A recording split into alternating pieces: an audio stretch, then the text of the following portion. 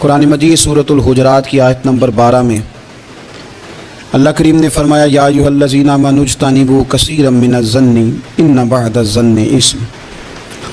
اے ایمان والو، بہت سارے گمانوں سے، بہت سارے خیالوں سے بچو۔ فرمایا بعض گمان بھی، بعض خیال بھی گناہ ہیں۔ کیسے بچیں؟ فرمایا ولا تجسسوا، یہ جاسوسی چھوڑ دو، یہ کسی کی باتوں، چھپی ہوئی باتوں کو تلاش کرنا چھوڑ دو۔ اس سے تم گمانوں سے بچو گے، وسوسوں سے بچو گے، خیالات سے بچو گے۔ نفسیاتی طور پر جو لوگ پاک صاف ہوتے ہیں نا، ان کی زندگی مطمئن ہوتی ہے۔ بہت زیادہ مال، دولت، وجاہت، شہرت کے باوجود جو لوگ نفسیاتی طور پر کسی میل کچیل کا شکار ہوتے ہیں، ذہنی طور پر، وہ ساری صلاحیتوں کے باوجود بھی کمزور، بے چین اور بے سکون رہ جاتے ہیں۔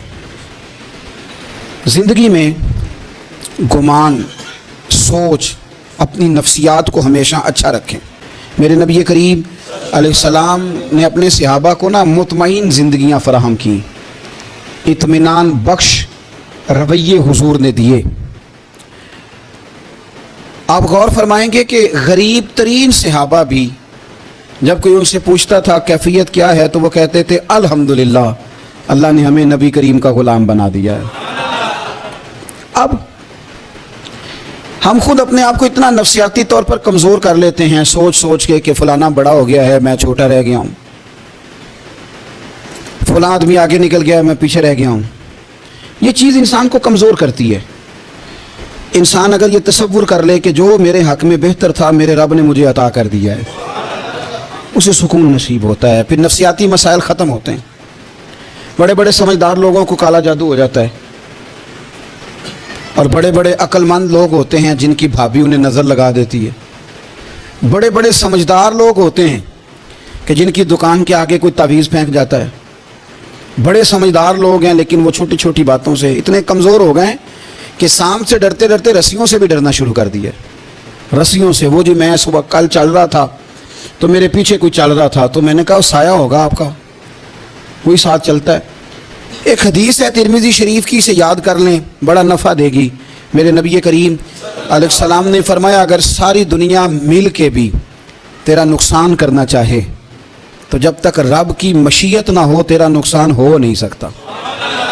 ختم ہو گئی بات، باہر آ جائیں اس چیز سے۔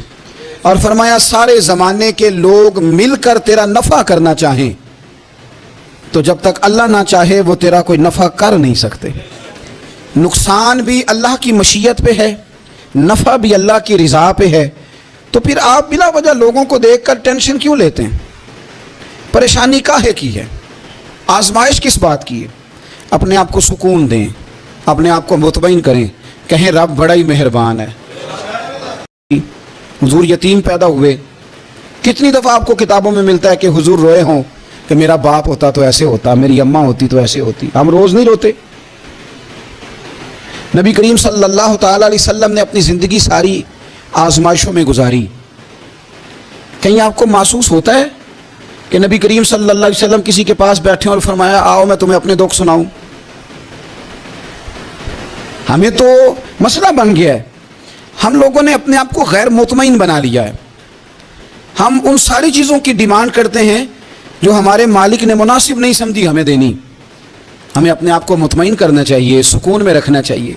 اگر آپ تھوڑا سا اپنے آپ کو سکون دیں، اطمینان دیں، کہیں الحمدللہ، اللہ تبارک و تعالی جہاں جس کو چاہتا ہے وہاں اسے بٹھا دیا کرتا ہے۔ تو بات کو یاد رکھیں کہ زندگی میں آپ مطمئن ہو جائیں کہ رب کریم نے جو دیا ہے وہ کمال ہی دیا ہے، کمال ہی۔ حضور کی ایک زوجہ محترمہ تھی تو ان کے ہاتھ ذرا لمبے تھے، مومنوں کی ماں۔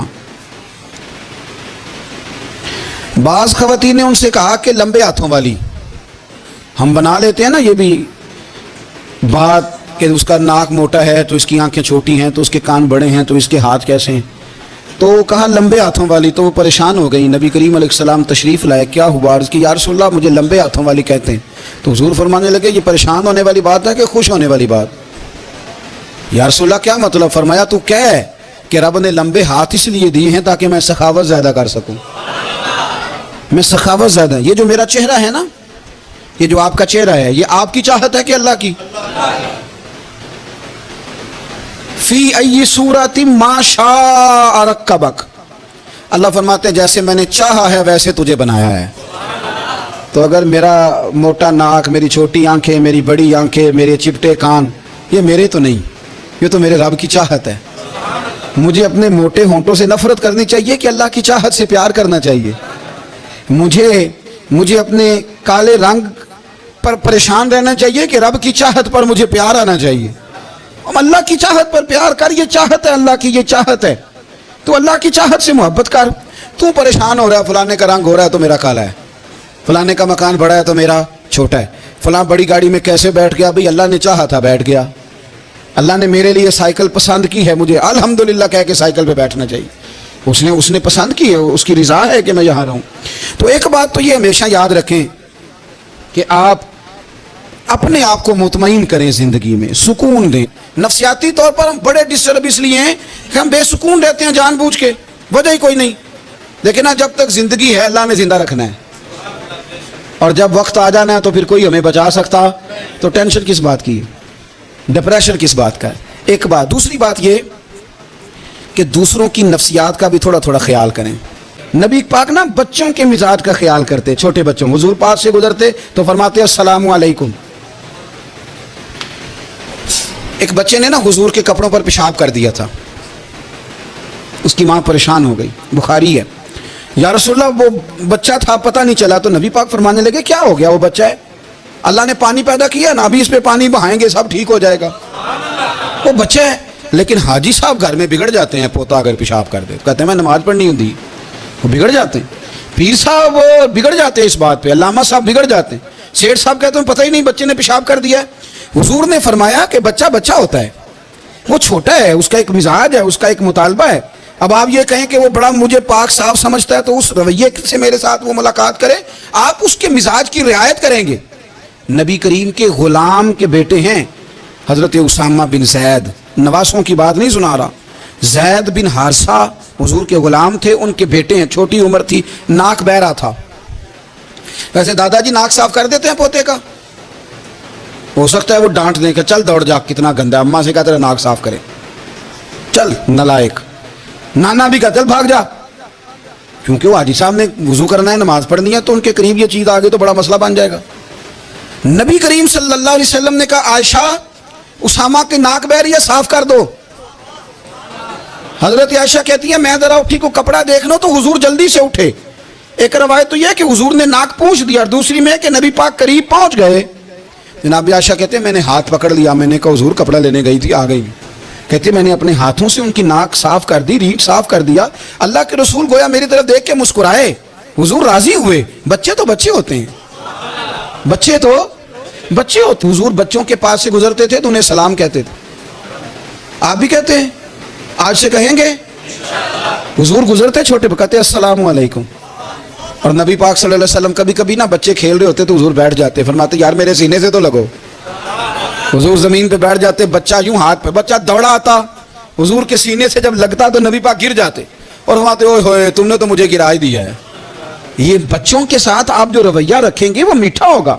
اب آپ کہیں گے چونکہ اب میں ایک عہدے پہ ہوں، میں ایک منصب پہ ہوں، تو یہ آپ کی نفسیاتی کمزوری ہے۔ پھر کیا ہوتا ہے، بچوں کو ڈانٹ کے رکھا جاتا ہے، بے جا ڈانٹ ڈپٹ، بے جا سختی، اور بے جا ان کے ساتھ رویے، اور ان کے ساتھ بڑی عجیب و غریب قسم کی جو ہے وہ ہماری جو ہے وہ گھٹن گیپ آ جاتا ہے بچوں کے درمیان۔ بچے، میں کہا کرتا ہوں، پھر بچے ہمیں دکھ نہیں سناتے، وہ پھر غلط آدمی کو دوست بناتے ہیں، پھر اس غلط آدمی کو اپنی بات بتاتے ہیں، غلط آدمی رازدار بن جاتا ہے۔ آپ ان کی نفسیات کے مطابق ان سے پیار کریں، انہیں ٹائم۔ پھر نوجوان جب کوئی ہو جاتا ہے تو اس کی سوچیں جوان ہو جاتی ہیں۔ نوجوانوں سے معذرت کے ساتھ نبی پاک علیہ السلام نے نوجوانوں کی حکومت سے پناہ مانگی، نوجوانوں کی حکومت سے پناہ مانگی ہے، اس لیے کہ نوجوان بڑی جلدی پیار بھی کرتا ہے اور بڑی جلدی نفرت بھی کرتا ہے، سوچیں مضبوط نہیں ہوتی۔ نوجوان آدمی، جوان آدمی، بکھری ہوئی سوچیں ہوتی ہیں۔ میرے رسول کریم صلی اللہ علیہ وسلم نوجوانوں سے ان کے مزاج کے مطابق ڈیل کرتے تھے، ان کی طبیعت کے مطابق ان کی ذہن سازی کرتے تھے۔ ہم نا جوانوں کو وقت نہیں دیتے، ہم مطالبہ کرتے ہیں نوجوان سے کہ وہ ہے نوجوان باتیں بوڑھوں والی کرے، اگر جوانی میں بوڑھوں والی باتیں کرے تو پھر تو شیخ سعدی کہتے ہیں سارے بوڑھے چھوڑ کے اس نوجوان کے پاس بیٹھو، اس کے پاس فیض زیادہ ہے. اگر ایسا ہو جائے، کیونکہ در جوانی توبہ کردن شیوہ پیغمبری، یہ تو اچھی بات ہے. لیکن میرے عزیز اگر ایسا نہ ہو، ایسا ممکن نہ ہو، تو پھر نوجوان کو آپ اس کی طبیعت کے مطابق ڈیل کریں. آپ اس کی سوچ دیکھیں، اس کا رویہ دیکھیں، اس سے پیار کریں.